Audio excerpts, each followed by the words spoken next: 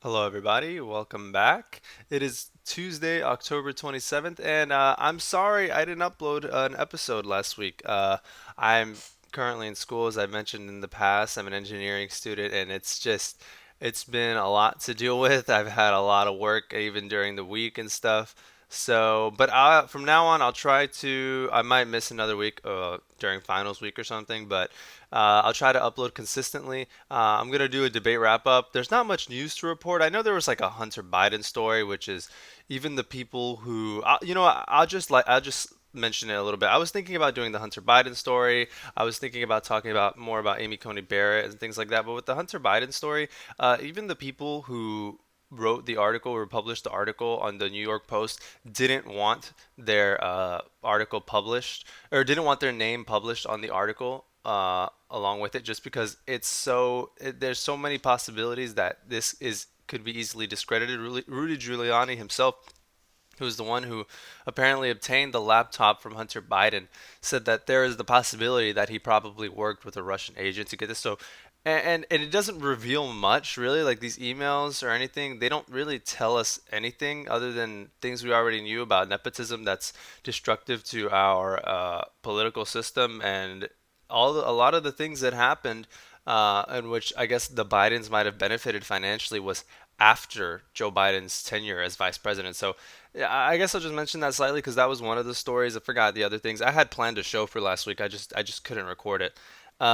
But this week we're going to be doing there today we're going to be doing the debate wrap up, and there was a debate last week, and they turned off. So what they did is the same structure as last time, where they turned off the mics, or no, where they had 2 minutes to respond to a question, and then there was an open discussion for about 6 minutes, I believe. And if you remember the last debate, which I did cover on this show, you would remember that Trump was constantly interrupting, constantly talking over Biden, and so the debate committee decided that they were going to turn off the mics after the 2 minutes was up, and then leave the mics open during the uh, this open discussion portion. So Trump did still interrupt and talk over Biden and sort of berate him, but he didn't get the same opportunity as he did last time. And we're going to be going over some examples of that during the open discussion, which you know you can expect to be ridiculous. Kristen Welker, Kristen Welker of NBC, I believe, was the moderator, and she did an absolutely fantastic job. When I saw Chris Wallace moderate the last debate, I thought he did a pretty fine job.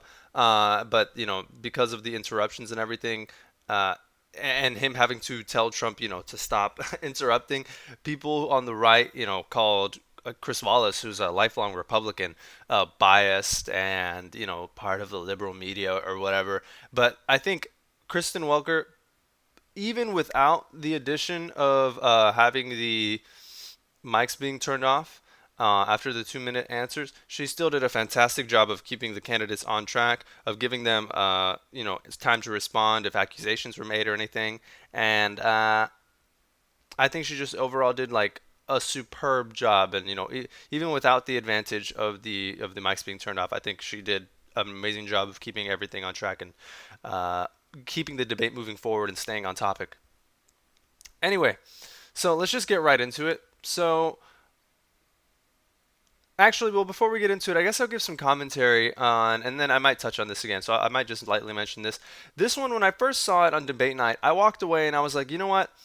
Most voters in the United States are low information voters, meaning that they don't really dig too deep into stories. They just see what they see on TV or whatever they see on their maybe even local media. Which, I mean, if you're going to local media, you're already more informed, I think, than a large majority of voters. But most voters just go to corporate media, or they watch their opinion hosts, and they get all of their opinions from there. Because then that's fine, because people have lives and they have jobs and they have things to do, so they can't always keep up with every thing or be informed on everything. So a lot of people in the debates, I think, are shown in a way, presented in a way to where it's the person who looks the best, and who looks like they did the best, and not the one who actually, told the most truths or had the best plans or anything. It's the person who looked the best who people come out thinking won. And so after I saw the debate for the first time on Thursday, I walked away thinking, you know what? In the debate moderated by Chris Wallace, the first presidential debate, it was so obvious that Trump embarrassed himself that only, which is most Republicans, but only a Republican or conservative who uh, had to lie to themselves would be able to convince themselves that Trump did well in this debate. Now, this one, I thought, this second presidential debate, I thought, you know what, an honest Republican or honest conservative could walk away and say, you know what, I think Trump did well. Because Trump, he told the same lies he told all the time, and we'll get into that, and he sort of had the same mannerisms. But because he wasn't interrupting as much, because he didn't get the opportunity to interrupt as much, he looked better. For people who just believe his lies without any confirmation, I think he just looked better. But after watching it the second time, which was yesterday, I thought the contrast is just so stark. The contrast is just so stark. And that's what we're going to be talking about. That's going to be the main theme of today. And I'm going to hit on that again at the end.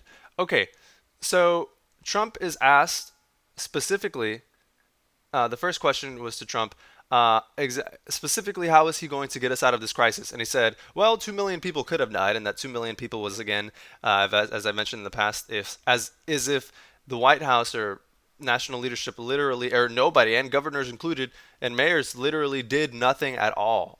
That the 2 million number was how many people would have died. So that's how low the bar is for Trump. That's the expectations he sets for himself. Well, if we did absolutely nothing, it would have been really bad. So in reality, I think we're. And then he said, and then he stated that the vaccine was ready, which is weird. I don't have a clip of this. He said the vaccine is ready, and then about 30 seconds later, he said we're gonna have it ready, and then he said the line he always says, which is that he is now immune to the disease and that he received a cure. He said some people call it a treat. No, he said I received a treatment. Some people call it a cure. I don't know. That typical line. So that was his answer to the first question. Just extremely presidential. Okay, I don't have a clip of that. Just that was the tone of the debate. He just didn't answer the question. He said, "Hey, look, if I would have did nothing, it would have been really bad." So yeah. So next up, this is something I've talked about so many. I mean, if you watch my episodes, you know I talk about this all the time. Trump likes to repeat this talking point that Biden called him xenophobic after he banned travel from China. And Biden specifically, and in the last debate, Biden didn't even call him out for this, even though, he said this so many times, but he didn't call him out. And now Biden specifically called him out, specifically said he was lying, which I think is really important for a lot of people who are watching, who were just like neutral viewers who didn't have it out for either candidate, who could really go either way, which I mean, I find it hard to believe there are people still like that out there. But Joe Biden called him out on this, and just throughout this whole thing, he made him look like a fool. And the contrast is so stark. Let's take a look at the clip. When I closed and banned China from coming in heavily infected, and then ultimately Europe, but China was in January. Months later, he was saying I was xenophobic. I did it too soon. Now he's saying, oh, I should have, moved quicker. My response is he is xenophobic, but not because he shut down access from China. And he did it late after 40 countries had already done that. In addition to that, what he did, he made sure that we had 44 people that were in there in China trying to get to Wuhan to determine what exactly the source was. What did the president say in January? He said, no, he said, he's being transparent. The president of China is being transparent. We owe him a debt of gratitude. We have to thank him. And then what happened was we started talking about using the Defense Act to make sure we go out and get whatever is needed out there to protect people. So oddly, and if you've watched my past episodes about this, oddly, Trump said that months later, Joe Biden called me xenophobic, which is it's so crazy because they can't even be consistent with their own lies. Like if you've seen my episode in the past, you know that the reason that the Trump administration repeats this lie that they called him xenophobic, that Joe Biden called him xenophobic and racist. He even says, and that will never even happen. But the reason he called him xenophobic, or they claimed that he called him xenophobic, is the day after the ban from China, which was a restriction. It wasn't even a ban. People were still coming in for weeks afterwards.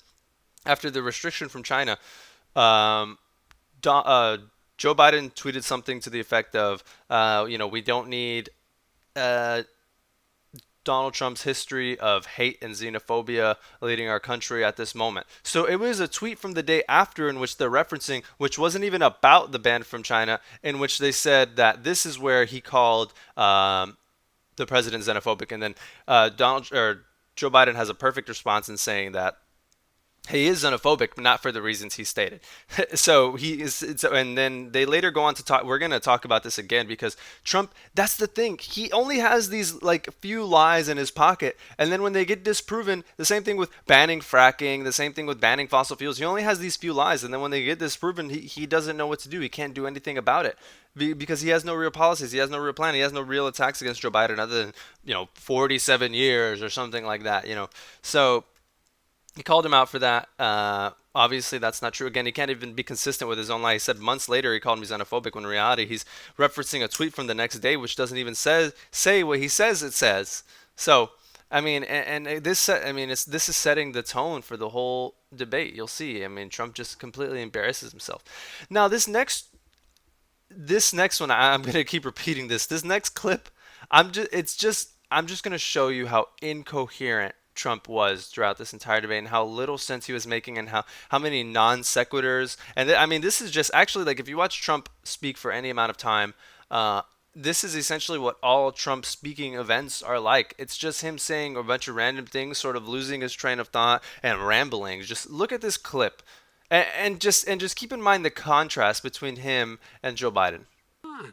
There's not another serious scientist in the world who thinks it's going to be over soon. President Trump, your I reaction? say over soon. I say we're learning to live with it. We have no choice. We can't lock ourselves up in a basement like Joe does. He has the he has the ability to lock himself up. I don't know. He's obviously made a lot of money someplace, but he has this thing about living in a basement. People can't do that. By the way, I, as the president, could Just non sequitur after non sequitur. We can't lock ourselves up in a basement like Joe Biden has, and it looks like he's making money from somewhere. What is this guy talking about? What is this guy? This is desperation you see from Trump, okay? And it might not even be desperation. It just might be just the complete incoherentness of his style of speaking and of his the deterioration of his mind because people always talk about Joe Biden is getting old and his mind is or his wits are slipping him or something or that he's not going to be fit to actually serve. But look at Trump. Like, do you see that and you say, you know what, that's a leader, that's somebody who knows how to lead, that's somebody who knows how to string together coherent sentences. I mean, it's just absolutely, I don't know how people support this guy. I mean, I guess that's sort of irrelevant, but I don't know how people take this guy seriously and think that he's actually like a smart person. Like it's just unbelievable. So, and there's some more incoherent clips that I will show later. Okay, and so again, Trump brings up the xenophobia thing, and it's just so sad and it's so desperate. Let's take a look. Trump. look. Perhaps just to finish this, I was kidding on that, but just to finish this, when I closed, he said I shouldn't have closed. And that went on for months. Nancy Pelosi said the same thing. She was dancing on the streets in Chinatown in San Francisco. But when I closed, he said, this is a terrible thing, you're xenophobic. I think he called me racist even, and because I was closing it to China. Now he says I should have closed it earlier. It just, Joe, it doesn't work. I didn't say either of those things. You I didn't certainly say shoulda, did. coulda, You woulda, certainly and I did. I talked about his xenophobia in a different context. It wasn't about closing the border to Chinese coming to the United States. All right, I want to talk about both of your different strategies to He handling thought this. I shouldn't have closed the border. Well, That's obvious. Do you want to respond to that quickly, Vice President No. Biden? Okay. Let's talk about your And Joe Biden did the absolute right thing there at the end by saying, no, I don't want to respond to that. I've said what I need to say. I've stated the facts. And if he wants to continue to, make himself look ridiculous on stage, have at it. He can do whatever he wants and make himself. So I think Joe Biden handled that perfectly. He said, no, I didn't call him xenophobic because of his restriction on travel to China. I call him xenophobic for different reasons. And then Trump just comes back for the third time this debate, the third time saying he called me xenophobic, and that's obvious. And Joe Biden's like, I'm not gonna play games with this guy, and I'm not gonna play this guy's games. So I mean, it's just rewatching this again. When you watch it the first time, I guess I was heading in there with kind of the idea that it was going to be a battle like the first one and it was just going to be a big fight like the first one. But rewatching it, this debate is a lot more calm, and for the viewer who's just looking at the information and looking at the candidates and not expecting a big fight, the contrast could not be more clear between these guys. one guy just tells the truth, and one guy repeats lies after having them proven wrong over and over and over. Same thing with banning fracking. Same thing with banning fossil fuels and socialist medicine, which he will mention also in this debate. After that being debunked a million times, I mean, this guy's desperate. This guy is desperate. Okay, so and then here's another incoherent, rambling clip of Donald Trump talking about opening schools. Follow up with you, President Trump. You've demanded schools open in person and insist they can do it safely. But just yesterday, Boston became the latest city to move its public school system entirely online after a coronavirus spike. What is your message to parents who worry that sending their children to school will endanger not only their kids, but also their teachers and families? I want to open the schools. The transmittal rate to the teachers is very small, but I want to open the schools. We have to open our country. We're not going to have a country. You can't do this. We can't keep this country closed. This is a massive country with a...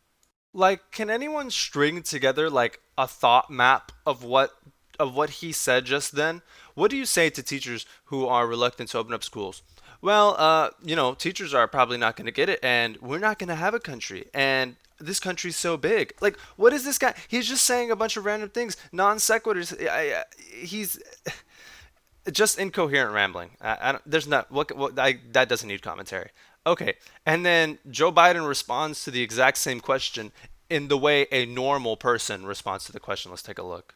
And that's what's happening. And he wants to close down. He'll close down the country if one person in our massive bureaucracy says we should close it down. Vice President Biden, your Simply response. not true. We ought to be able to walk and chew gum at the same time. We ought to be able to safely open, but would they need resources to open? You need to be able to, for example, if you're going to open a business, have social distancing within the business. You need to have, if you have a restaurant, you need to have plexiglass dividers so people cannot infect one another. You need to be in a position where you can take testing rapidly and know whether a person is in fact infected. You need to be able to trace. You need to be able to provide all the resources that are needed to do this. And that is not inconsistent with saying that what we're going to make sure that we open safely. And by the way, all you teachers out there, not that many of you are going to die, so don't worry about it. Come on. Look, I already voted for Joe Biden, okay? And I don't have it out for him in the way that, like, I think he was the best candidate from the Democratic Party, but just anybody is better than the Mango Menace we have here. Like, seriously. He didn't even, the answer wasn't even that spectacular. He just gave a normal answer. He just said, hey, we don't have to close. And Trump, as you saw at the very end there of the clip, or at the very beginning of the clip there, he said, this guy is going to close down the country if one person said. It's just desperate. It's just desperate because it's not true. All Joe Biden had to say that's simply not true. It's the incoherent ramblings of a madman. And they said that's not true. We can open up safely, and we don't need to close down everything to have some sort of safe reopening in the future. Like I said, we can walk and chew gum at the same time. And then he made the perfect point about what Trump said there in his previous answer that I showed you in a previous clip. He said, hey, teachers, by the way, not many of you are going to die, so it's okay. Which is essentially what Trump is saying when he says, well, the transmittal rate to teachers is very low, which I don't, do you think he has the numbers on that? Like, seriously. And then, but what he's saying essentially, though, is that, hey, you know what? The infection rate to teachers, probably not many of you will die. And and Joe Biden caught on to that, and he repeated that. I mean, just night and day with these guys. Okay. And so this next clip is an example of one of Joe Biden's obvious strategies that he had during this debate, which was to have a message of unity. Oftentimes, not even during this debate, but I mean, included with this debate included, and with previous rallies and debates with Donald Trump, he talks about blue states and red states, and Joe Biden came with a message of unity that I'm sure his team probably coached him on to say, don't talk in terms of red states and blue states, which is what the president likes to do. Talk about the United States and how we all need to recover, and how it's not a matter of whether you live in a red state or blue state. It's about all of us getting through this. So here's the message of unity from Joe Biden. It was vibrant. It's dying. Everyone's leaving New York. take a look Vice at what President New Biden. York has done in terms of turning the curve down in terms of the number of people dying. And I don't look at this in terms of the way he does. Blue states and red states. They're all the United States. And look at the states that are having such a spike in the coronavirus. They're the red states. They're the states in the Midwest. They're the states in the upper Midwest. That's where the spike is occurring significantly. But they're all Americans. They're all Americans. And So, Joe Biden, this is how you have a message of unity while still being realistic.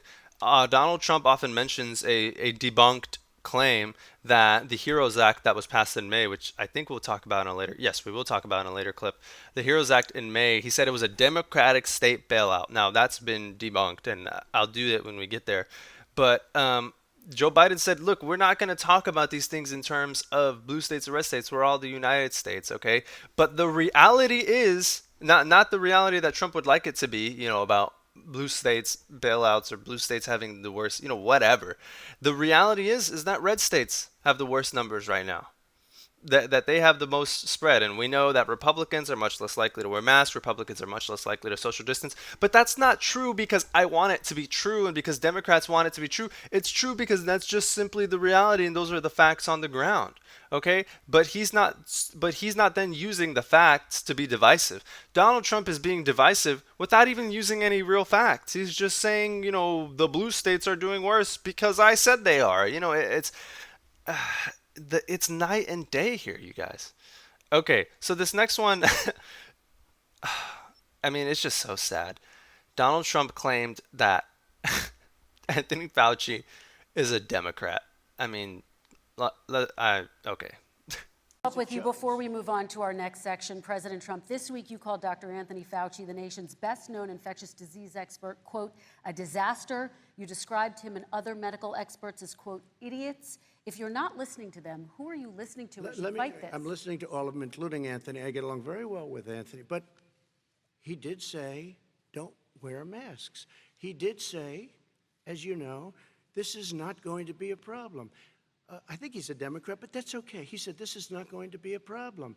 We are not going to have a problem at all. When Joe says that, I said, Anthony Fauci said, and others, and many others, and I'm not knocking him a lot. Nobody knew. Look, nobody knew what this thing was. Nobody knew where it was coming from, what it was. We've learned a lot.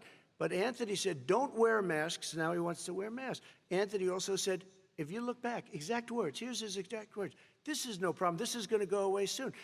Try to get a transcript of what he just said. Like go online, because there's websites that do this, and just find a transcript of those last 50 seconds that I just played for you, and just try to read them and sit down and see what was the point made here. Was there a coherent thought process through this? Was there a coherent way that he mapped out his thoughts? No, this is the ramblings of a madman. Now, again, this has been explained in the past already, and I've talked about this before. The reason Dr. Anthony Fauci told the public not to go out and buy masks, him and the CDC, I believe, was because they didn't want to cause a run on masks in the same way there were runs on other commodities like toilet paper, if you remember at the very beginning of the pandemic, because they needed to save the mask for frontline workers who needed them the most and who were most at risk for getting COVID. So they didn't want to cause a run on masks by telling the public to go out and buy masks.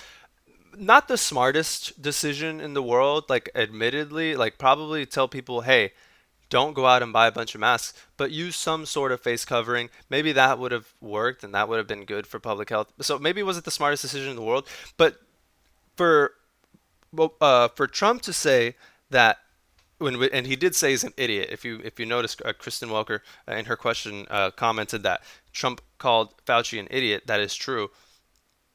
For him to say that, well, the reason that is because he said we're going to get through this, and he said not to wear masks, knowing what Trump knows, and then saying, and then I can't believe that this wasn't the first thing I mentioned, but saying that Fauci was a Democrat.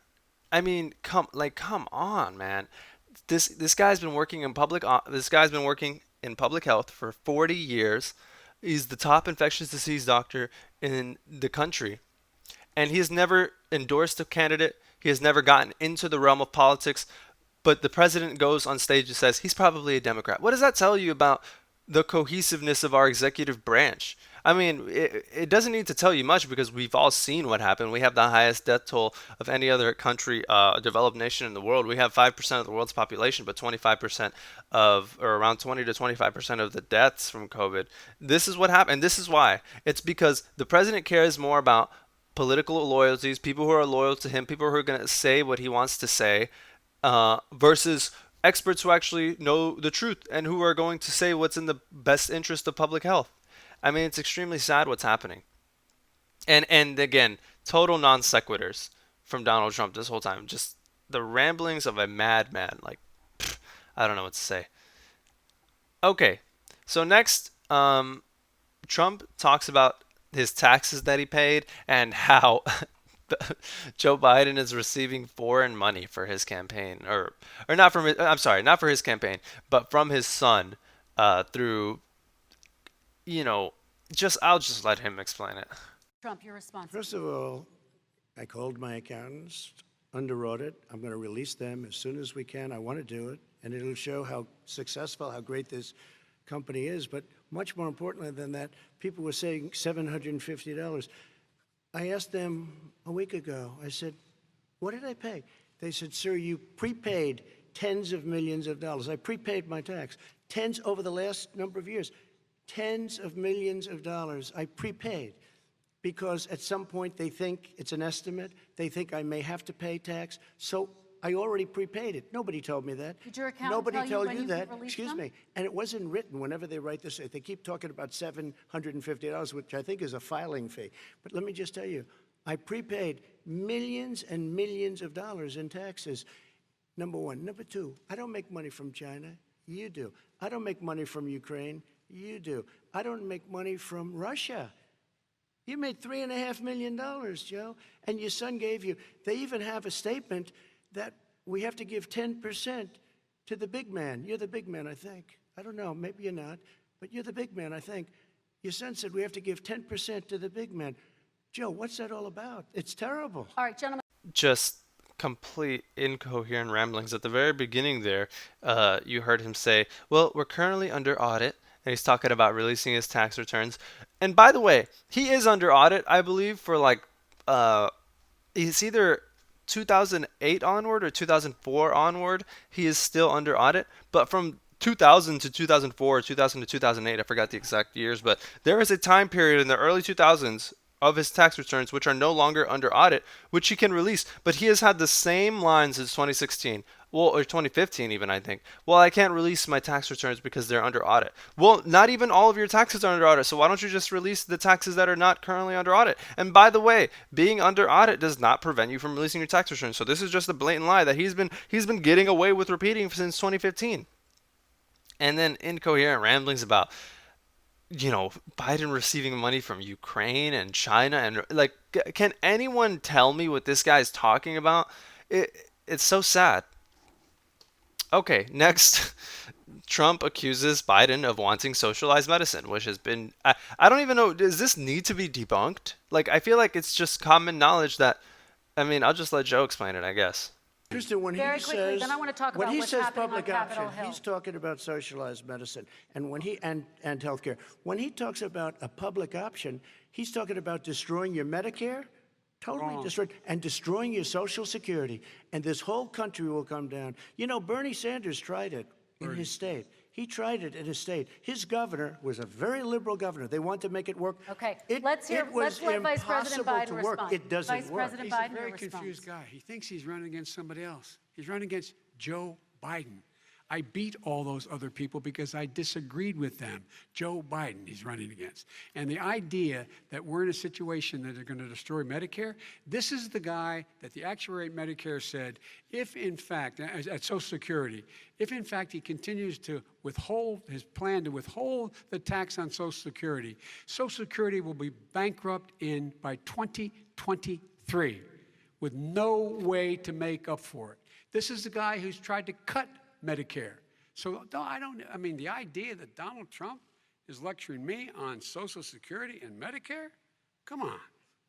Just absolutely night and day with these people. I mean, what can I say? One guy, don't even look at the substance of what they're saying. Just look at what are they mentioning? Like, what is sort of like the idea of what they're saying? One guy on stage is accusing the other guy of easily debunkable things about socialized medicine or whatever. And then the other guy responds with, well, actually, this is what the experts are saying about my opponent. And it's like, it's just night and day. One of these guys, all he knows is personal attacks, all he knows is lies. And the other guy says, well, this is what the expert says. You don't have to like you don't have to like Joe Biden. You don't have to think he's a great person, but he listens to the experts. And so if you're unaware what Joe Biden is talking about, what with Trump defunding Social Security and Medicare. Trump, if you remember, I don't remember if it actually went through, but he wanted to what was it? Defer payroll tax payments, which meant that he was going to defer them. He was going to defer payroll taxes. I think through the remainder of this year, and but the thing about payroll taxes is that pays for Social Security and Medicare. And that's their only source of funding. So if we don't pay our payroll taxes, then then there's going to be no funding for Social Security and Medicare. And then Trump promised that if he gets reelected, he's going to make the payroll tax a permanent tax cut, which sounds good, I guess, to people who don't think like half a step ahead, because the next step after that is, hold on, wait a minute. I'm not going to have any money for Social Security when I retire. I'm not going to have any money for Medicare when I am of the age to retire. So that's what Joe Biden is talking about, and it's just facts versus accusatory lies. That's the contrast we have here. Okay, and again, he said he doesn't want socialized medicine. I don't know. Do I have to drive this point home? I mean, if you're listening to this and you think that Joe Biden wants socialized medicine, I can't help you. I can't help you. Watch another show. Watch something else. Watch Ben Shapiro or Steven Crowder or something. Okay. In the next segment of the debate, the next question of the debate, Trump mentions that Democrats actually don't want a plan for stimulus and that he's been trying to negotiate. I kind of moved the mic a little bit farther from my face there. I noticed that it was a little close and you're getting a lot of breathing. Hopefully this is a little better. Anyway, and this is just a straight up lie that the Democrats don't want a plan or that they don't want to pass anything. HEROES Act was passed in May. Okay, so I said I was going to debunk this earlier, so now I'm debunking it right now. The Trump said that the HEROES Act is a Democratic bailout, Democratic city and state bailout, and that's the reason he didn't want to pass it. That, since it was passed by Democrats, all it did was help Democrat states and cities. And this is simply not true. States receive benefits based on unemployment. Now, it just so happens that the top two states, I believe, that have the highest unemployment currently are California and New York. And then that's followed by Texas and then Illinois. And I don't remember the exact order, but those are in the top four. And those are, I guess, largely Democrat states. Oh my gosh, I can't believe I just said Democrat. Democratic states. But it's entirely based on the unemployment rates per state. And Democratic states, there are states with Democratic governors, to be very specific, have larger populations and have larger urban centers, which are more largely affected by unemployment from COVID-19. So it's not a Democratic bailout for the sake of bailing out Democratic cities and states. It's a Democratic bailout because that's where all the unemployment is, and they receive benefits as proportionate to their unemployment. So I don't have a clip of that, but I just wanted to debunk that. Next, there is just this really sad immigration clip, and let's take a look. And then another question to you. These 500 plus kids came with parents. They separated them at the border to make it a disincentive to come to begin with. Real tough. We're really strong. And guess what? They cannot, it's not coyotes didn't bring them over. Their parents were with them. They got separated from their parents. And it makes us a laughing stock and violates every notion of who we are as a nation. Let me ask you a follow-up Kristen, question. they did it. We changed the policy. Your response they to that? They did it. We changed. Did not They built the separate cages. they, who built the cages, Joe? Let's talk about what Who we're built the talking cages, about. Joe? Let's talk about what we're talking about. What happened? Parents were ripped, their kids were ripped from their arms and separated. And now they cannot find over 500 sets of those parents, and those kids are alone. Nowhere to go. Nowhere to go. It's criminal. It's criminal. Let me ask Kristen, you I will about say this. immigration. They 10 went down. seconds, We and brought then I need to ask reporters, you. everything. They are so well taken care of. They're in facilities that were so clean. But some that of have them gotten haven't been such reunited But with their just ask families. one question. Who built the cages? I'd love you to ask him that. Who built the cages? Let me ask about your This is a perfect example of why it was necessary for them to turn off the mics during answering questions, because during this section the mics were not turned off. It was, I guess, open discussion. But Trump, as opposed to answering the questions about how will these kids be reunited that your policy separated at the border, he doesn't want to answer that question. He wants to have the debate on his own terms about, well, the Obama-Biden administration is the one who built the cages for us to put the kids in. We didn't build the concentration camps. We just used them just to, be sort of hyperbolic with it, and just to give you an example of how absurd this argument is and this line of thinking is. It's absurd for him to say, because at that point he's sort of implicitly admitting that they're not really that bad. And if you think they're bad, you should think that it's bad because they did it, not because we did it. Just because we continue to use them and do the bad thing, therefore it's not bad.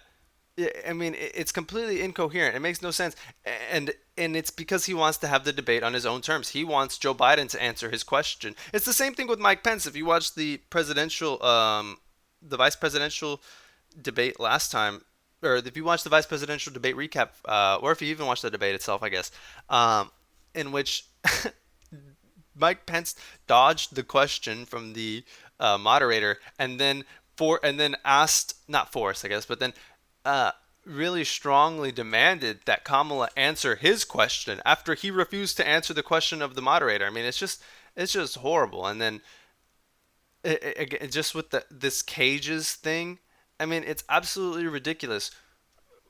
Why does it matter? If you think it's bad, then get rid of it. Don't blame the previous administration. But he obviously doesn't think it's bad. And as Biden mentioned, the Obama-Biden administration never separated kids at the border. That was the Trump administration who started that policy. And this next one, I'm sort of going to present this with no comment. And, well, actually, I'll probably say something afterwards, but get ready for this. Shows that he has no understanding of immigration or the laws. Catch and release is a disaster. A murderer would come in, a rapist would come in, a very bad person would come in. We would take their name. We have to release them into our country. And then you say they come back. Less than 1% of the people come back. We have to send ICE out and Border Patrol out to find them. We would say, come back in 2 years, 3 years. We're going to give you a court case. You need Perry Mason. We're going to give you a court case. When you say they come back, they don't come back, Joe. They never come back. Only the really, I hate to say this, but those with the lowest IQ, they might come back. Okay, But they're President very, Trump, let's very give few. Vice President Biden a chance to respond, and then we're going to. Now, I don't think that Trump in this instance was calling immigrants low IQ. Obviously, what he's saying is those who were given a court date and told to come back, he said only the dumb ones actually came back, because I guess in his mind, Trump can only think in terms of people doing things that immediately benefit themselves. Trump can't imagine that people want to do things for the good of their family, or for long-term benefits to them as people who are disadvantaged in society. So he's thinking, well, I mean, if I were an immigrant and they told me to come back and I were somebody with bad intentions, then why would I come back? Not bad intentions, I guess, but in his mind, wanting to stay in the country with your family is bad intentions. But if I had these intentions, why would I come back? I would only come back if I were really dumb. I would only do the honest, good thing to do if I were really dumb. I mean, it tells you everything about Trump's character. And this is total red meat for white supremacists and racists and stuff, because Trump is not, I mean, I'll admit, Trump is not directly saying that immigrants are low IQ. He's saying those who come back, which is Biden mentions. I don't know if it's in this clip.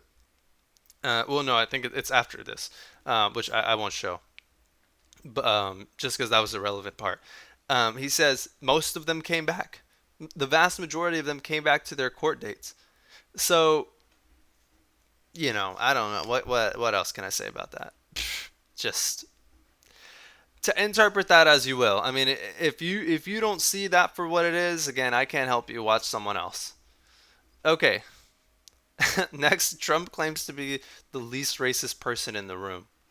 marching down the street. And that was my first glimpse of Black Lives Matter. I thought it was a terrible thing. As far as my relationships with all people, I think I have great relationships with all people.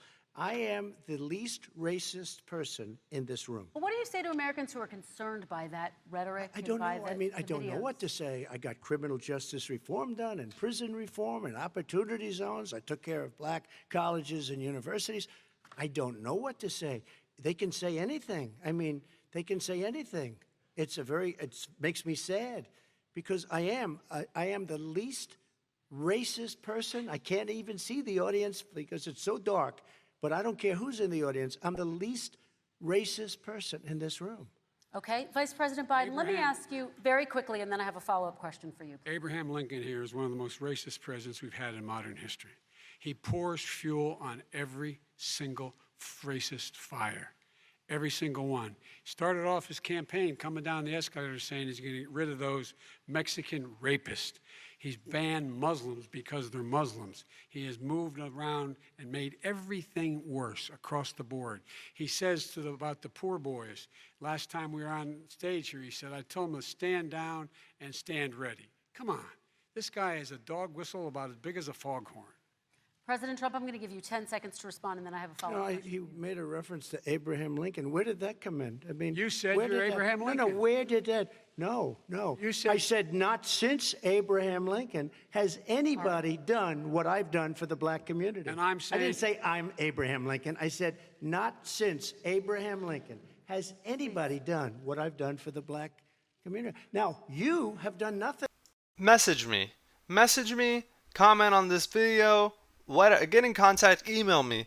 I don't know if I have my email listed, but do something to where you can contact me.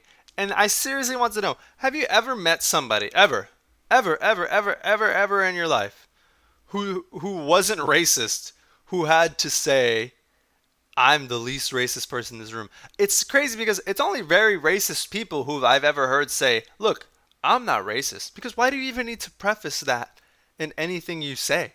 Right? Shouldn't we just go off the assumption that you're not racist? Why do you have to then clarify that you're not racist? Plus, I mean, maybe this is kind of way besides the point of the purpose of this video and this debate, but I think like most people who are actually sensitive to race and sensitive to their own feelings and the feelings of others and race in society today, when asked, are you racist? I mean, the answer is, I don't know. I mean, I personally don't think that any race is greater than another one, but do I have certain implicit racial biases that, show themselves in my daily life that I might be unaware of? I mean, maybe. I mean, I don't know. I'd like to think I'm not racist, and I'd like to act in the least racist way possible, but it's just, you can't truly know your subconscious, right? That to me is what a truly non-racist person would say. So it's like, and we know that Trump is lying whenever he does these hyperboles about we have the strongest this or the greatest that, or somebody came up to me and said, sir, you've done a fantastic job on X, right? So when Trump says, I'm the least racist person in this room, and then he's obviously exaggerating, and it's not something a non-racist person would say. I mean, it's just very strange. And then Joe Biden, I included the entire clip of Joe Biden then saying that he called him Abraham Lincoln in jest, like as a joke. But Trump doesn't seem to understand jokes. And he says, Abraham Lincoln, I don't even know where that came from. He can't even see that it was a joke. And for somebody who's constantly defending his ridiculous statements as saying that was a joke, it's crazy to think, it's crazy to see that he doesn't recognize a joke when he sees one. I mean, it's very, very, very strange. Okay, some more incoherent rambling from Trump about tiny windows. If you look at what he wants to do, if you look at his plan, his nothing to do with environmental climate. plan, you know who developed it? AOC +3. They know nothing about the climate. I mean, she's got a good line of stuff, but she knows nothing about the climate. And they're all hopping through hoops for AOC +3. Look, their real plan cost $100 trillion. If we had the best year in the history of our country for 100 years, we would not even come close to a number like that. When he says buildings, they want to take buildings down because they want to make bigger windows into smaller windows. As far as they're concerned, if you had no window, it would be a lovely thing. This is the craziest plan that anybody has ever seen. And this wasn't done by smart people. This wasn't done by anybody. Frankly, I don't even know how it can be good politically. They want to spend $100 trillion. That's their real number. He's trying to say it was six. It's $100 trillion. They want to knock down buildings and build new buildings with little, tiny, small windows. I mean, and many other things. Okay. And many other things. Let me have the Vice President It respond, is and we're running out of crazy. time, and we have a lot And more you'll questions to destroy get our to. country. So let's hear from the The very end there, you can tell that Trump notices that he is rambling completely incoherently because he says, and many other things. And they want to do a lot of other things too that I actually have never researched and I don't know anything about, but I'm just going to accuse them of doing ridiculous things like tiny windows, which will somehow ruin our economy. I don't ruin our country. I don't get it. It's just like ramblings of about tiny windows. And then again, he talks about his real plan is developed by AOC plus 3, and it's actually $100 trillion. It's not the plan that's on his website. It's not the plan that he's been campaigning on since he started campaigning in the primary. That one is a fake plan. He's lying to you about that. His real plan is going to cost $100 trillion. And he's referencing the Green New Deal there. What is he talking about? I mean, this is the whole debate, you guys. This is the whole debate. Just incoherent rambling and lies. Okay. I mean, it's just so sad for our country. Okay. Closing remarks. And I think this perfectly summarizes the whole tone of the debate. This is each candidate's closing remarks. I'm going to show both of them in one clip. gentlemen. And this first question does go to you, President Trump. Imagine this is your inauguration day. What will you say in your address to Americans who did not vote for you? You'll each have 1 minute, starting with you, Mr. We have to make our country totally successful as it was prior to the plague coming in from China. Now we're rebuilding it, and we're doing record numbers, 11.4 million jobs in a short period of time, et cetera. But I will tell you, go back. Before the plague came in, just before, I was getting calls from people that were not normally people that would call me. They wanted to get together. We had the best black unemployment numbers in the history of our country. Hispanic, women, Asian, people with diplomas, with no diplomas, MIT graduates, #1 in the class. Everybody had the best numbers. And you know what? The other side wanted to get together. They wanted to unify. Success is going to bring us together. We are on the road to success, but I'm cutting taxes, and he wants to raise everybody's taxes, and he wants to put new regulations on everything. He will kill it. If he gets in, you will have a depression, the likes of which you've never seen. Your 401ks will go to hell, and it'll be a very, very sad day for this country. All right. Vice President Biden, same question to you. What will you say during your inaugural address to Americans who did not vote for you? I will say, I'm an American president.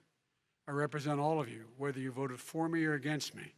And I'm going to make sure that you're represented. I'm going to give you hope. We're going to move. We're going to choose science over fiction. We're going to choose hope over fear. We're going to choose to move forward because we have enormous opportunities to make things better. We can grow this economy. We can deal with the systemic racism. And at the same time, we can make sure that our economy is being run and moved and motivated by clean energy, creating millions of new jobs. And that's the fact. That's what we're going to do. And I'm going to say, as I said at the beginning, what is on the ballot here is the character of this country: decency, honor, respect, treating people with dignity, making sure that everyone has an even chance. And I'm going to make sure you get that. You haven't been getting it the last 4 years. All right. So the question was, and it played twice there, and I did that on purpose so you would realize what the question was, and then realize, wait a minute, Trump didn't answer the question at all. The question was, in your inaugural address to the people, what will you say to people who didn't vote for you? And Trump said, look, we need to make our country totally successful. I don't know what that means. I don't know what totally successful means. I mean, email me if you know what that means. He wants to make our country totally successful. He says MIT he says some meaningless numbers about unemployment that are going on right now. He then goes on to attack Joe Biden and say your 401ks will go to hell. I mean, so, Mr. President, the question was, what are you going to tell people who didn't vote for you during your inaugural address? And then Biden just answered the question perfectly. He said, "Look, I'm going to treat you better than this last guy did. We're going to build back better." I guess is the phrase. He didn't say it, but that's like the phrase of his campaign. And he answered the question. He actually spoke and he said, "I'm going to be an American president." Right? I'm not going to be divisive, and you deserve better than what you got the last 4 years. You know, you don't even have to like that answer, but he answered the question about what are you going to say to people who didn't vote for you on your inauguration day, and that's what he did. That he just answered the question. So if you remember nothing else from this debate, remember this: that in the last question that both of them were asked, just forget the substance. Just on the last question that they were both asked, one of them, which is the current president, had incoherent ramblings and meaningless numbers and total lies about the other candidate. And then the other candidate simply answered the question. Take nothing else from this whole video than just that, because that's the summary of the debate. The summary of the debate is one guy was up there rambling incoherently and lying repeatedly about and repeating debunked, like, lies that have been debunked so many times that it's embarrassing to hear him say it. And if I were a supporter of his and I was a hack, meaning like no matter what he did I was going to support him, I would be embarrassed to be his supporter. Be like, Mr. President, you're making us look bad. Even though I probably wouldn't care, because if I'm a hack, then I'm probably making money in some fashion. Or the sad reality that the vast majority of the people who actually support him unconditionally are never going to benefit at all from anything Trump does financially or otherwise. But I mean, that's just a perfect summary. Again, Kristen Welker did a fantastic job. As I mentioned in the beginning of the very beginning of this video, I thought that anybody could walk away thinking that Trump did well. Anybody who was like a casual observer, a low information casual viewer, could walk away thinking Trump did pretty well, because people don't pay attention to the lies and the debunking of the lies. They pay attention to who looked the best, who made themselves look the best. And so if you hear Donald Trump say a bunch of lies, and you're not somebody like me who, I do this stuff all day, all the time. I'm always involved in what's going on. I'm always involved in what are the new lies that the president is telling, and looking up his lies, and for looking them up for myself and seeing if like the things he says are actually true. Most people don't do that. Most people just don't. They just watch casually and then they go on about their lives. So when Donald Trump tells a lie, it doesn't really have that sort of impact on them, because they don't know it's a lie, and they think, oh, and then on even on stage when Joe Biden debunks his lie, that's sort of meaningless to people because they don't really know. To them, it just sort of seems like the back and forth of politicians, and oh, who can really know anything, which is sadly the attitude in our country at this moment. Um, yeah, but this format for people who are informed viewers made Trump look horrible. Made Trump look horrible. Now, okay, now last few things. This isn't going to move the needle. I don't think it's going to move. I don't think this debate moved anybody significantly in any way. I think it was just the perfect. It wraps up Donald Trump's presidency. No, I mean, it wraps up the debate performance perfectly, that last question. But this entire debate wraps up Donald Trump's presidency just so perfectly in what it was and what we got from it. I mean, and there's a clear contrast. Excuse me. There is a clear contrast here between somebody who strictly goes on the stage to attack the other person and somebody who actually has plans and who has substance in what they say. There's a clear contrast between a person on stage who wants to unify the country and wants to stop the divisiveness, and one who benefits from the divisiveness and wants to stoke more divisiveness in the country.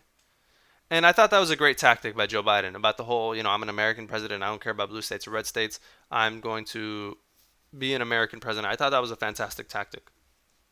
Okay, thank you everybody so much for watching. I will release an episode next week. Be sure to subscribe. Be sure to follow me on Twitter. Turn notifications on for the channel and everything. And like this video. And have a great day. Thank you so much.